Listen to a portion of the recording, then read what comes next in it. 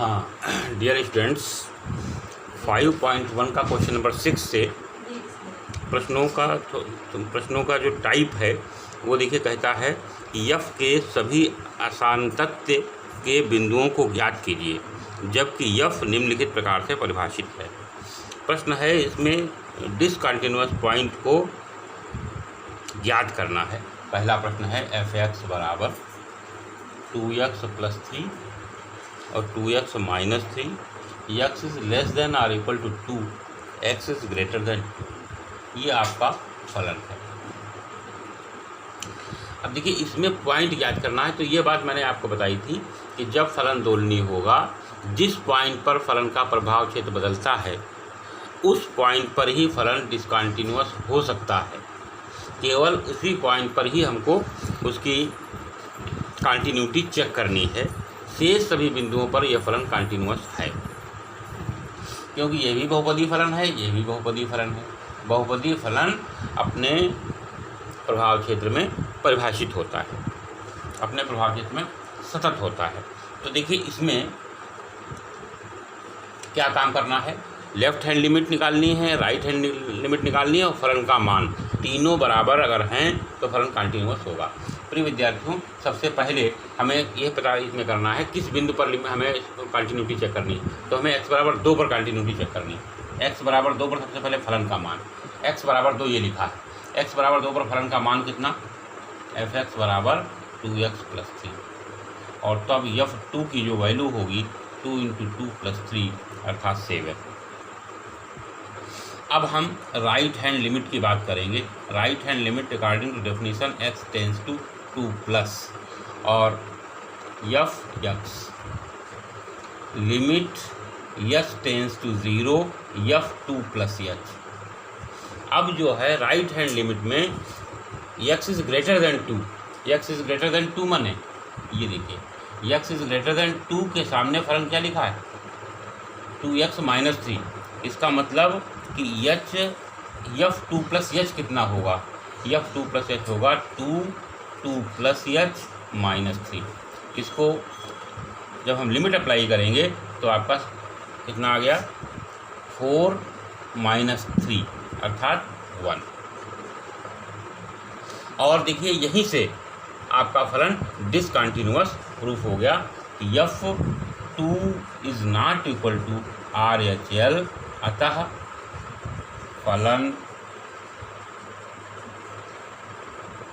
असतत होगा, असतत होगा। किस बिंदु पर, x बराबर 2 पर। डिसकंटिन्यूअस पॉइंट निकालने की बात वो कहता था। तो x बराबर 2 पर फलन ये जो फलन है वो असतत होगा। प्रिय विद्यार्थियों, इस प्रकार के प्रश्न इम्तहान में आ जाते हैं, वेरी सिंपल हैं, आप समझने का प्रयास करें। इसके बाद मैं क्वेश्चन नंबर 7 बताऊंगा।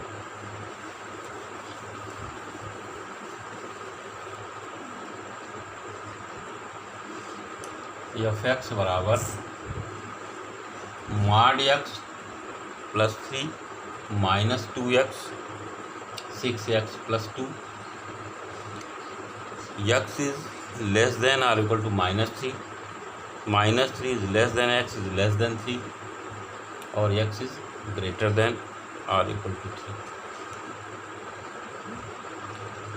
अब देखिए, इसमें क्या है, किस पॉइंट पर फलन प्रभाव क्षेत्र बदलता है। एक तो -3 पर प्रभाव क्षेत्र बदलता है और दूसरा प्रभाव क्षेत्र 3 पर बदलता है। इसका मतलब इस प्रश्न में x बराबर -3 और x बराबर 3 पर कंटिन्यूटी की जांच होगी। x बराबर 3 और x बराबर -3 पर सततता की जांच होगी। सबसे पहले x बराबर 3 पर जांच करते हैं। तो x बराबर 3 पर एफ एक्स क्या होगा, ये x बराबर 3 लिखा है। x बराबर 3 पर मान है 6x + 2। तो f3 का मान कितना होगा, 6 × 3 + 2 अर्थात 6 × 3 = 18 + 2 = 20। प्रिय विद्यार्थियों, अब हम लेफ्ट हैंड लिमिट निकालें या राइट हैंड लिमिट निकालें, दोनों निकालनी है। तो पहले हम लेफ्ट हैंड लिमिट निकालते हैं। लेफ्ट हैंड लिमिट का formula limit x tends to 3 minus और F x, 3 minus f x, limit h tends to 0 कर लें और एफ 3 माइनस यच कर लें। अब देखिए ये जो एफ एक्स है limit S tends to 3 minus में एफ एक्स का कौन सा मान होगा। तो ये देखिए लेफ्ट हैंड लिमिट में x इज़ लेस देन, हमें 3 चाहिए, x इज़ लेस देन 3 ये लिखा है, देखिए ये लिखा है, हमको x इज़ लेस देन 3 चाहिए। तो x इज़ लेस देन 3 में वैल्यू कितनी, -2x। तो यहाँ पर लिमिट x टेंस टू 0 और -2x का मतलब -2 और x का मतलब 3 माइनस h। यहाँ पर h की वैल्यू जब पुट करेंगे तो वैल्यू आ जाएगी -6। और आप देखें f3 is not equal to left hand limit, f3 is not equal to left hand limit. अतः x बराबर 3 पर फलन असतत है। x बराबर 3 का काम समाप्त हो गया। इसके बाद नंबर आता है x बराबर -3 पर कंटिन्यूटी की जांच। 2 पार्ट हैं इसमें।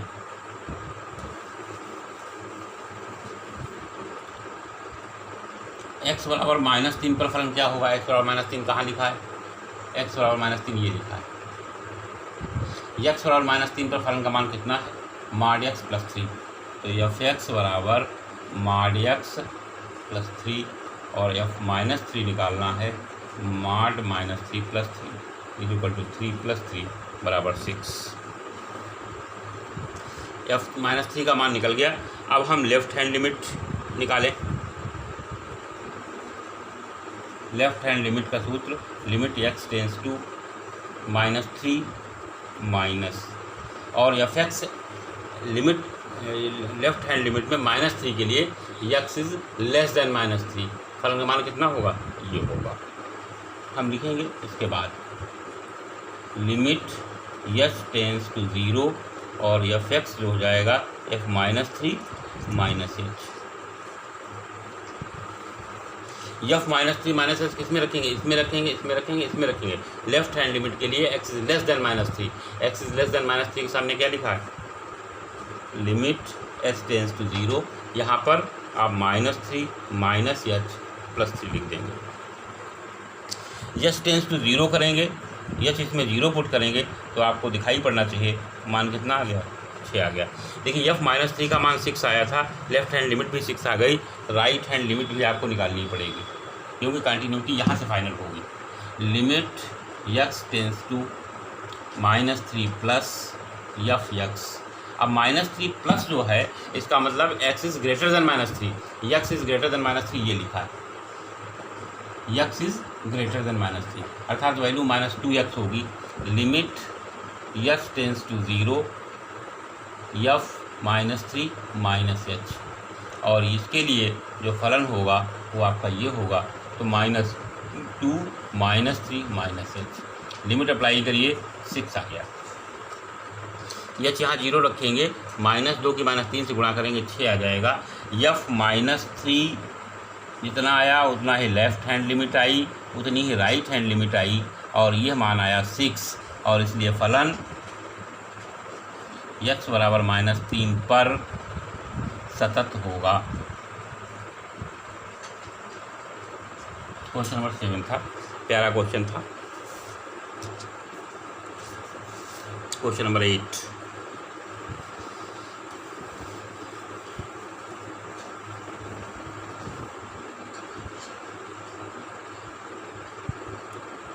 एफ एक्स बराबर mod x बटे x।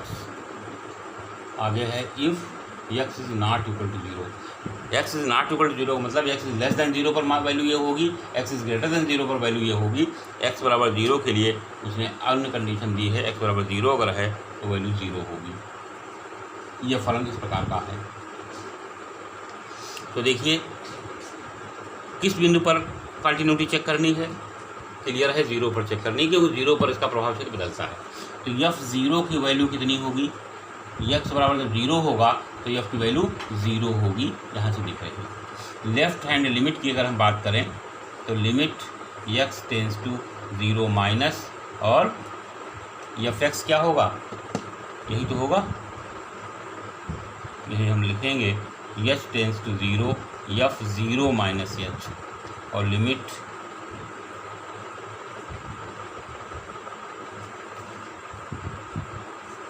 H tends to zero, यहाँ फलन में मान रख देंगे ज़ीरो माइनस यच बटे ज़ीरो माइनस यच बराबर कितना आएगा। इसमें एक बात ये ध्यान रखें, मैं याद दिला दूं कि मापांक हटाने के बाद, सरल करने के बाद लिमिट अप्लाई करते हैं। तो ऊपर कितना आया, एक, नीचे यच आया, नीचे कितना आया, माइनस यच, हल कर लेंगे कितना आएगा, माइनस एक, हल करने के बाद लिमिट अप्लाई करेंगे, एच है ही नहीं इसलिए माइनस एक आएगा। लेफ्ट हैंड लिमिट कितनी आएगी, माइनस एक। यफ ज़ीरो का मान कितना है, ज़ीरो। इससे क्या निष्कर्ष निकला, इससे निष्कर्ष निकला F zero is not equal to left hand limit, अतः फलन, अतः एक्स बराबर ज़ीरो पर फलन असतत होगा।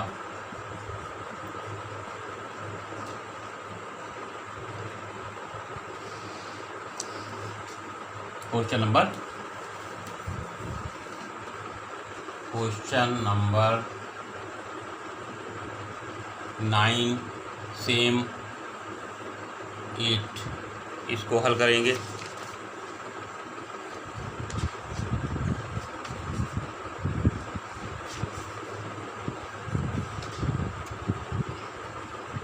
Eight 9 10 11 homework.